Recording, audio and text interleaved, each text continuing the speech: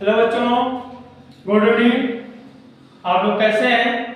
हमें आशा है आप स्वस्थ होंगे और मस्त होंगे, क्योंकि अभी तक हम लोगों ने संसाधन विकास भूगोल के पाठ पढ़ रहा हूँ हाई स्कूल में, जो आपके परीक्षा के लिए महत्वपूर्ण उपयोगी है। और हमारा प्रयास है कि आप परीक्षा में 100% अंक लेकर आए और अच्छे अंक से आगे बढ़े। ये हमारी शुभकामनाएं भी है और हमारा विश्वास भी है। तो इसी के साथ आज हमारा अगला चैप्टर है जल संसाधन, तो हम इसको पढ़ेंगे। क्या हमारा आज का चैप्टर है जल संसाधन, यानी हम इस समय हम लोग क्या रिसोर्स पढ़ रहे हैं। पहले हमने संसाधन पहले चैप्टर में, दूसरे चैप्टर में, आज तीसरे चैप्टर में, बस अलग अलग है। वहां विकास और संसाधन पढ़ा पहले में, दूसरे में वन और वन्यजीव जीवन पढ़ा, और तीसरे में हम किसी बारे में जो हमारे शरीर के लिए, हमारे जीवन के लिए, हमारे आसपास वातावरण के लिए बहुत महत्वपूर्ण है, और वो है क्या? जल। क्योंकि जल ही जीवन है, एक जल ही अमृत है। क्योंकि एक गाना भी था कि प्यासे पे पानी पिलाया नहीं तो बाद में अमृत पिलाने से क्या फायदा। यानी वही है, गाना तो आता नहीं मुझे, लेकिन वही चीज है कि जल अगर समय पे नहीं दिया गया तो वो चीज हमारा नष्ट हो जाता है। आज उसी के बारे में हम लोग पढ़ेंगे, जल के बारे में।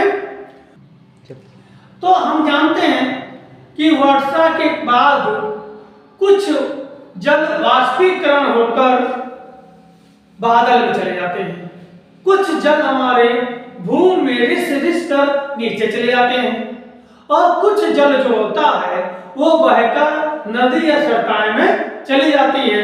तो यही जो जल है भूगर्भ में, भूपृष्ठ पर, इन्हीं जल को हम जल संसाधन कहते हैं। यानी कि जो भूपृष्ठ पर, भूभाग, भूगर्भ में जो जल भंडार होता है, उसी को हम जल संसाधन कहते हैं।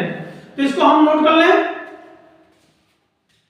हेडिंग डाल लें, जल संसाधन।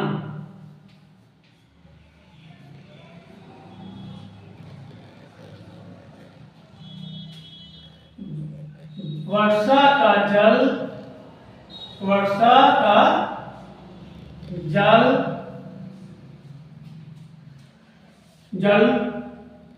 कुछ प्रतिशत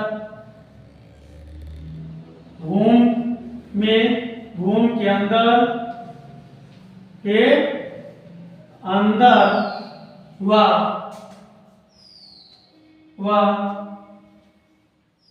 कुछ वाष्पीकरण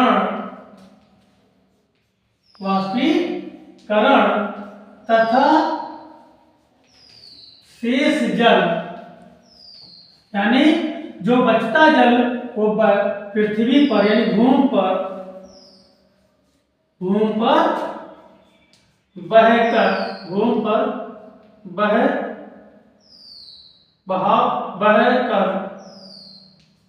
बहकर नदी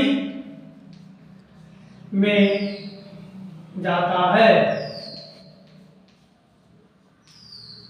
यानी कि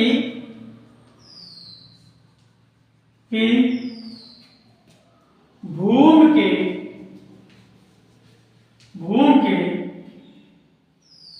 सतह पर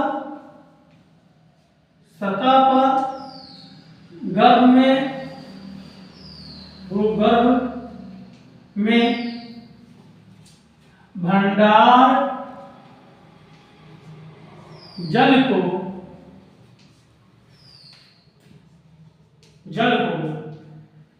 जल संसाधन कहते हैं। जल संसाधन कहते हैं। यानी ये समझ में आ गया कि जो जल बारिश होता है कुछ भूमि के अंदर चला जाता है, कुछ वाष्पीकरण हो जाता है, कुछ बहकर नदियों में चला जाता है, जो हम आसपास देखते भी हैं। और इसी को जो भूमि पर सतह पर यानी भूपृष्ठ पर या भूगर्भ में जो भंडार हो जाता है जल, उसी को हम जल संसाधन कहते हैं। जैसे गांव में हम लोग क्या करते हैं कि हैंडपंप लगाते हैं, हैंडपंप से पानी को जमीन के नीचे से पीने के लिए निकालते हैं, सिंचाई के लिए निकालते हैं, और जो वाष्पीकरण हो जाता है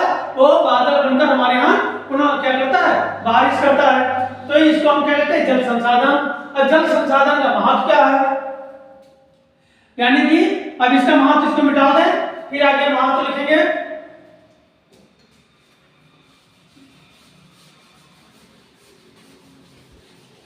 क्योंकि जीवन के लिए तो महत्व है ही है।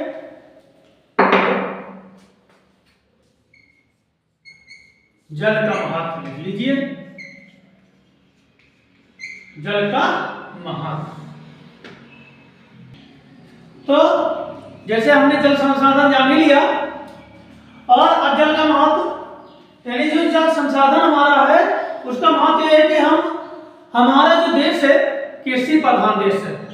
हमारी जो यहाँ के देश की आर्थिक व्यवस्था है वो कृषि पर निर्भर होता है, और कृषि करने के लिए हमको विभिन्न प्रकार की वस्तुएं की आवश्यकता पड़ती है, यंत्रों की आवश्यकता पड़ती है।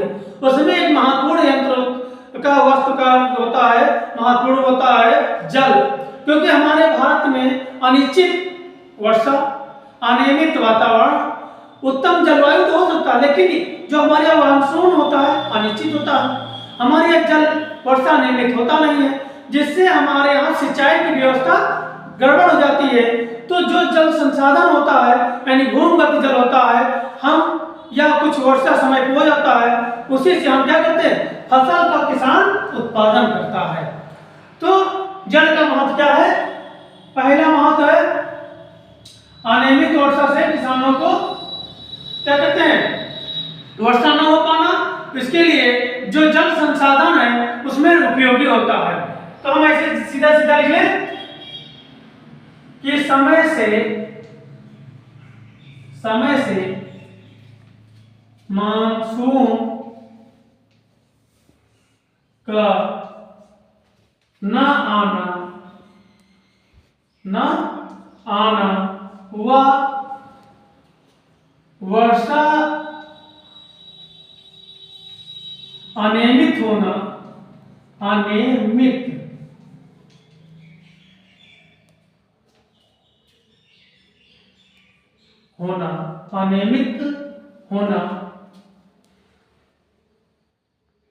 अनियमित कुछ गलत लगा है।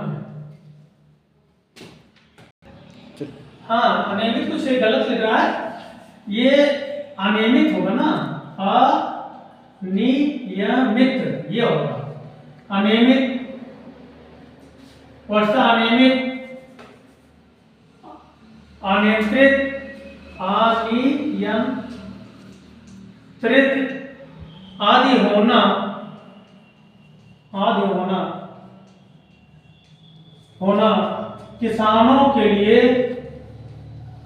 किसानों के लिए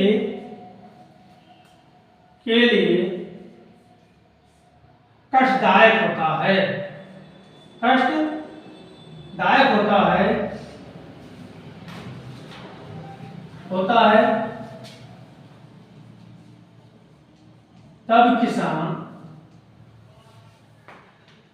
तब किसान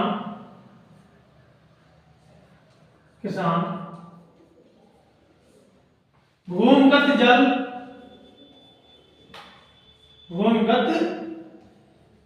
जल का उपयोग अपने फसलों की सिंचाई के लिए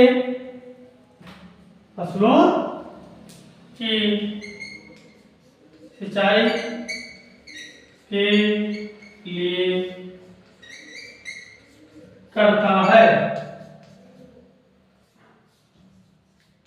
यानी कि जो समय समय पर बारिश नहीं होती है कृषि प्रधान के लिए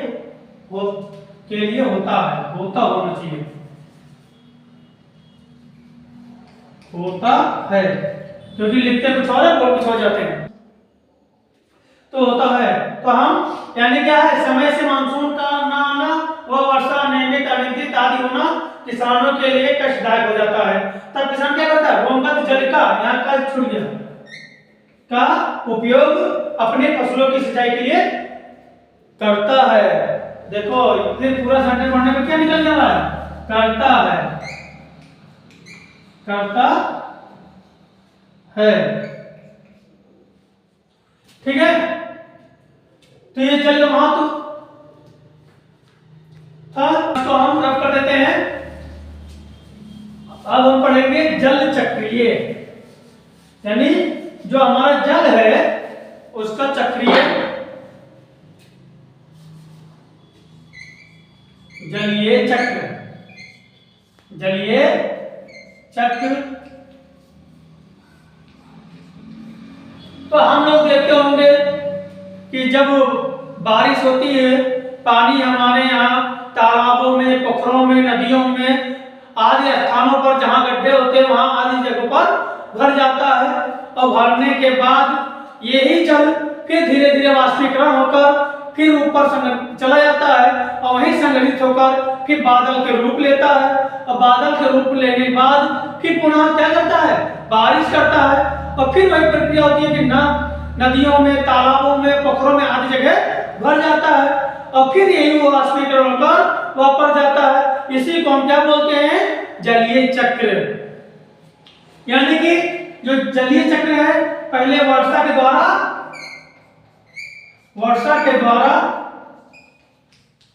जल तालाब में, पोखरों में, नदियों में आदि स्थानों पर भर जाता है, आदि स्थानों पर ठहर जाता है,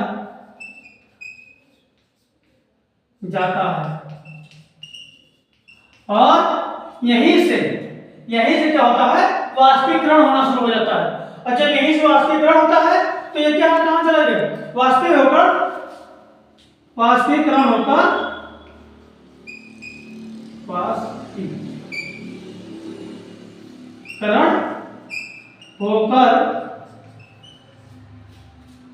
ऊपर जाकर फिर क्या करता है, संगठित होता है, संगठित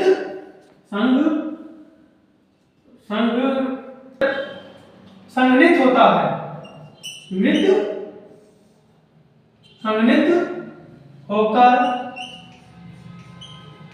संघनित होकर बादल में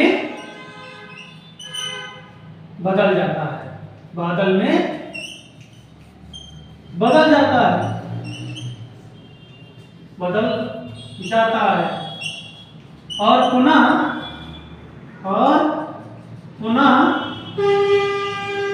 वर्षा करता है।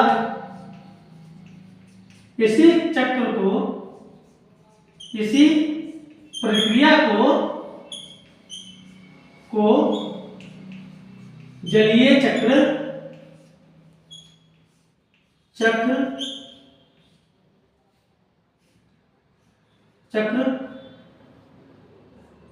कहते हैं।